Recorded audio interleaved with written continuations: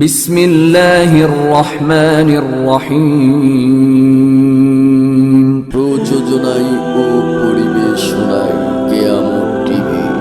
পৃথিবীতে আল্লাহ রাব্বুল আলামিন যত মানুষ দুনিয়াতে পাঠিয়েছেন, প্রত্যেক মানুষের এক একজন মানুষের এক এক ধান্দা, এক এক চিন্তা চেতনা।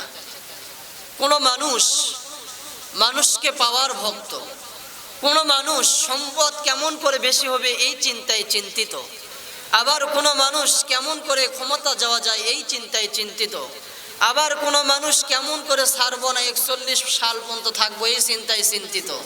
কিছু মানুষ সমাজে আছে কেমন করে আল্লাহর নৈকট্য লাভ করা যায়, দয়া মায়া পাওয়া যায়, জান্নাতে যাওয়া যায় এই চিন্তায় চিন্তিত। তারাই হলো মুমিন। তারাই কি মুমিন? আল্লাহ রাব্বুল আলামিন পবিত্র কোরআনুল কারীমের মধ্যে বলেন,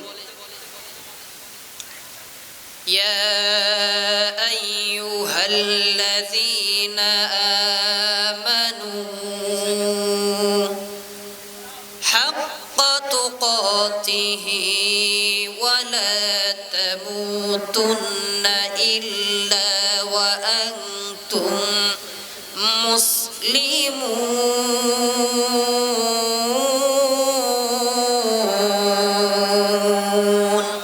একটু জোরে বলা যাবে কি আল্লাহু আকবার?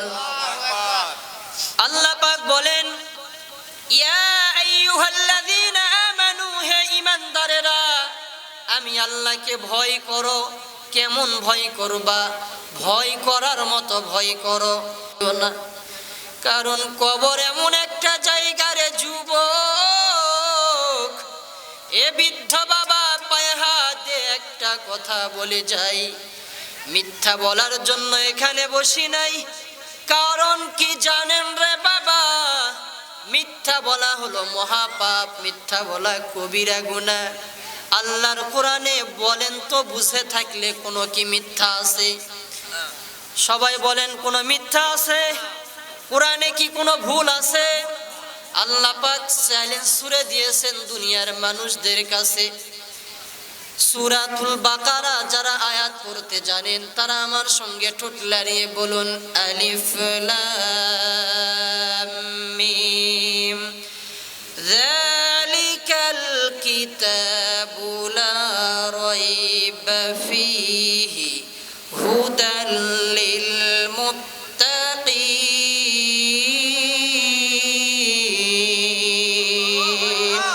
একটু জোরে বলা যাবে কি আল্লাহু আকবার? ওলি আল্লাহর বাংলাদেশে নাস্তিকদের ঠাঁই হবে না, পিরাউলিয়ার বাংলাদেশে নাস্তিকদের ঠাঁই হবে না। নবীজির দুশমনেরা পাবে না রে হাই, পাবে না। নবীজির দুশমনেরা পাবে না রে হাই, পাবে না। কথা বলেন ঠিক না বে ঠিক? আল্লাহ চ্যালেঞ্জ করলেন, প্রথমে আলিফ লাম মিম হুরুফে মুকাত্তাআত, অর্থ আল্লাহু আ'লাম, আল্লাহ ভালো জানেন। এরপরে আল্লাহ পাক বলে, যালিকাল কিতাব, এই কিতাবে কোনো সন্দেহ নেই, কোনো ভুল নেই। যালিকাল কিতাবু লা রাইবা ফি, যারাই মেনে নিবে ভুল তো নেই, কোনো সন্দেহ নেই। হুদাল লিল মুত্তাকিন, যারাই মেনে নিবে তারাই হলো মুত্তাকিন, তারাই হলো ঈমানদার, তারাই আল্লাহর জান্নাতে যাইবে। আল্লাহু আকবার বলেন। তাহলে বলেন, ঈমানদারদের কোনো চিন্তা আছে? জবান খুলে বলেন, ঈমানদারদের কি কোনো চিন্তা আছে? ঈমানদারের কোনো চিন্তা নেই। আল্লাহ বলে, এমন একটি কিতাব তোমাদের মাঝে আমি আল্লাহ দান করলাম, এই কিতাবে কোনো সন্দেহ নেই, কোনো ভুল নেই। হুদাল লিল মুত্তাকিন, যারাই মেনে নিবে তারাই হেদায়েত পেয়ে যাবে, তারাই ঈমানদার হয়ে যাবে, তারাই মুত্তাকিন হয়ে যাবে। সন্দেহ নেই, এই কিতাবে ভুলও নেই। তাহলে বুঝে থাকলে বলেন, কোরআনে যে কথাগুলো আমি বলবো ওই কথার মধ্যে কি কোনো সন্দেহ আছে? জোরে বলেন, সন্দেহ আছে? কোনো সন্দেহ নেই। এই জন্য বলতেছি রে যুবক, কেন মা বাবার খেদমত করবানে রে ভাই? জানো মা কত দামি একটা সম্পদ? মা কি জিনিস তুমি কি জানো? মা গো মা, তুমি এই পৃথিবীর শ্রেষ্ঠ নিয়ামত, তোমারই পদতলে রয়েছে জান্নাত। আল্লাহু আকবার বলেন। মাগো মা তুমি এই পৃথিবীর শ্রেষ্ঠ নিয়ামত, তোমারই পদতলে রয়েছে জান্নাত। আল্লাহু আকবার বলেন। ওই মা বাবাকে কি কখনো আঘাত দেওয়া যাবে? কখনো কি মা বাবাকে ভুলে থাকা যাবে? আল্লাহর সিদ্ধান্ত রে গোলাম, আমি আল্লাহর গোলামির পরে, দাসত্বের পরে মা বাবার খেদমত। বলেন এ ঘোষণা আমার না আল্লাহর? সবাই বলেন এ ঘোষণা কার? কিন্তু যুবক সন্তান বিয়ে করার পরে বৌমা নামের বোমা বাড়িতে আনার পরে অশান্তি আসে না নাই? অনেক ফ্যামিলিতে এই সমস্যাটা আসে না নাই বলেন? বৌমা নামের বোমা বাড়িতে আনার পরে অশান্তি। কারণ কি জানেন? ওই বৌমা তো শাশুড়িকে নিজের মা মনে করে নিতে পারে না। আবার মনে করতেছেন শাশুড়ি খুব ভালো না, ওর এক একটা ডাইনি কটকটি ফেল। সত্য কথা বলেন না কেন? এরকম আছে না নাই? ওই বৌমাকে নিজের মেয়ের মতো মনে করে নিতেই পারে না, মেনে নিতেই পারে না। বৌমা যদি একটা ভুল করে ফেলে ছেলের কানটা গরম করে, এমন মা আছে না নাই? বলেন আছে না নাই? ও মা, আপনার পায়ে হাত দিয়ে বলি, আপনার ওই ছেলের স্ত্রী আপনার বৌমা ভুল করতেই পারে। আপনার মেয়েটা যদি ভুল করতো রে মা, কখনো ওই মেয়েকে তো আপনি গালিও দেন না, কষ্টও দেন না।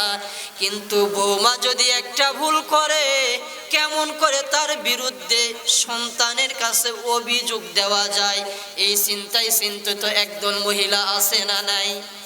আমি মা বোনদের বিরুদ্ধে ওয়াজ করার জন্য এখানে বসি নাই। কারণ কি জানেন? আমিও তো একটা মায়ের সন্তান। আমার ঘরেও মা আছে, আমার ঘরেও বোন আছে। ওই মার জীবনটা কতই ধন্য। যেই মা বাবার সন্তান জামানার বড় আলেম হয়, ওই মা বাবার জীবনটা কতই না ধন্য। যে মা বাবার সন্তান ইমাম হয়, হাফেজ হয়, মৌলানা হয়। আজকের মাহফিলের প্রধান বক্তা এবং আপনাদের গ্রামের কৃতি সন্তান প্রিয় আক্তারুজ্জামান ভাইয়ের মা বাবার জীবনটা কতই না ধন্য। ওই বাবা যদি আমিনুল হক আজকে বেঁচে থাকতো, দেখতো আপন সন্তান কোরআনের কথা বলে, কিন্তু বাবা তো দুনিয়ায় নাই। জানি না এই ময়দানে কার মা নাই, বাবা নাই। এই মাহফিলে যারা আয়োজন করেছে, যারা বুদ্ধি দিয়েছে, শ্রম দিয়েছে, জানি না কার মা নাই, বাবা নাই। মা যদি বেঁচে থাকতো রে যুবক, মা দেখতে পাইতো আমার সন্তান কত কষ্ট করে আল্লাহর একটা কোরআনের মজমা জমাইছে। ওই মা কবরে শুয়া শুয়া সওয়াব পাইতেছে। আল্লাহু আকবার বলেন। একটু জোরে বলা যাবে কি আল্লাহু আকবার? কিন্তু যুবক তুমি মার কথা শোনো না, বাবার কথা শোনো না কেন রে ভাই? তুমিও কিন্তু একদিন বাবা হবা। আজকে বৃদ্ধ বাবার সঙ্গে যেই ব্যবহার করবা, যেই রকম বাবাকে তুমি রাখবা, তুমিও একদিন বাবা হবা। কথাটা স্মরণ রাখিও যে খাল করে তাকেই কিন্তু খালের মধ্যে পড়তে হয়। বাবার সঙ্গে যেমন ব্যবহার করবা, তুমি বাবা হওয়ার পরে ওই রকমই ব্যবহার পাইবা।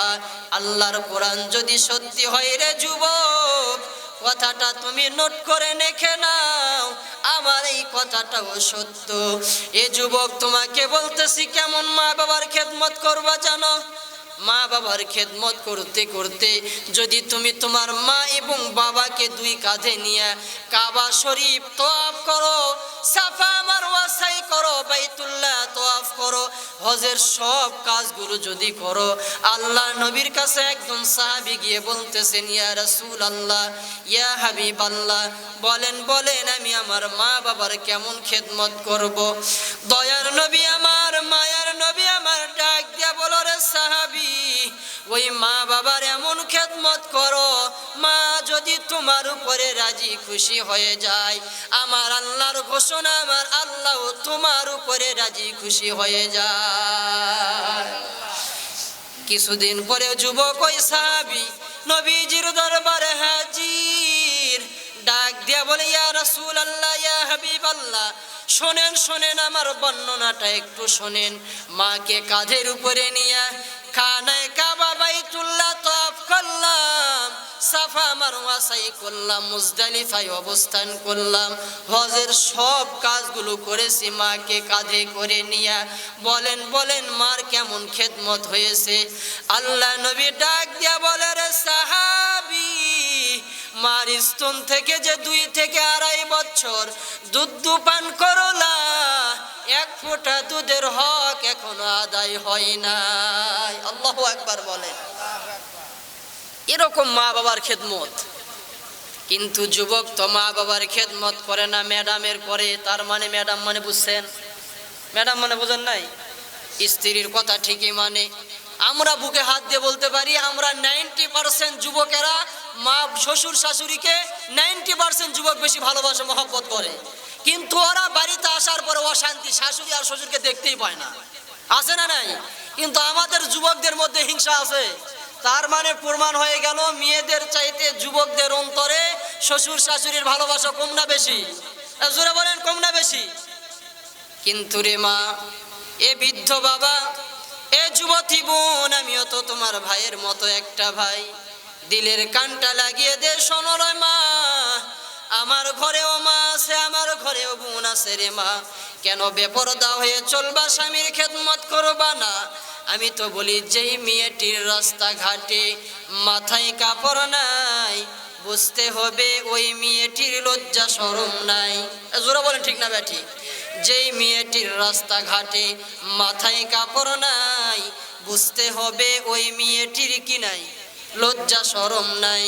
কিছু মেয়ে ঠোঁটে গালে লাগায় কত রং, রাস্তাঘাটে গাড়িতে উঠে দেখায় কত ঢং।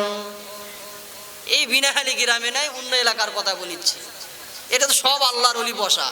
কাদের স্ত্রী আর কাদের মেয়ে বলেন তো? যে হাত তুলতে বলি একজনও তুলবে না, কারণ সব তো ওলি এখানে পীরে কামে। এগুলো তো আমাদের স্ত্রী, আমাদেরই বোন, আমাদেরই মেয়ে।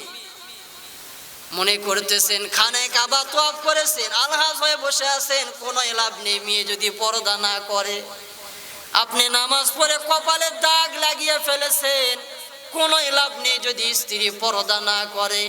আল্লাহর আদালতে কিয়ামতের কঠিন ময়দানে আমার আল্লাহ যখন রাগান্বিত হইয়া একটা আওয়াজ দিয়ে বলবে, লিমানিল মুলকুল ইয়াউম লিল্লাহিল ওয়াহিদিল কাহ্হার।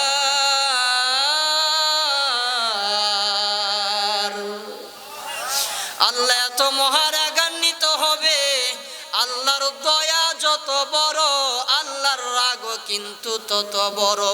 আল্লাহ ঘোষণা দিবে, ও দুনিয়ার রাজা বাদশারা কই, দুনিয়ার টাকাওয়ালারা কই, ক্ষমতাবান কই, আজকে আসো। আল্লাহ এত রাগান্বিত, আল্লাহ রাব্বুল আলামিন এত রাগান্বিত হবে, আল্লাহর সামনে আদম আলাইহিস সালাম দাঁড়াইতে পারবে না, মুসা কারিমুল্লাহ দাঁড়াইতে পারবে না। কারণ আল্লাহ এতই রাগান্বিত হয়ে যাবে, জিবরাইল আমিন পর্যন্ত আল্লাহর একজন ফেরেশতা, তিনিও কথা বলতে পারবে না। দয়ার নবী আমার, মায়ার নবী আমার, সেজদায় পড়ে হাবলি উম্মতি, হাবলি উম্মতি বলে কান্না করবে, আর ডাক দিয়া বলবে, আল্লাহ আমার গুনাহগার উম্মত, উম্মতানদের আপনি বাঁচান, আমার গুনাহগার উম্মতকে আপনি বাঁচান।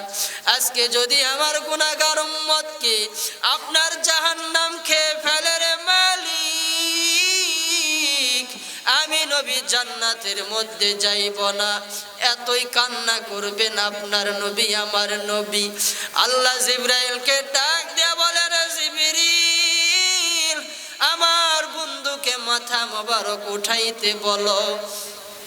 আজকে আমার নবী যার জন্য সুপারিশ করবে, আমার আল্লাহ ঘোষণা দেয়, যার জন্য নবী শাফায়াত করবেন, তাকে আমি আল্লাহ জান্নাত নামক নিয়ামত দান করব। আল্লাহু আকবার বলেন।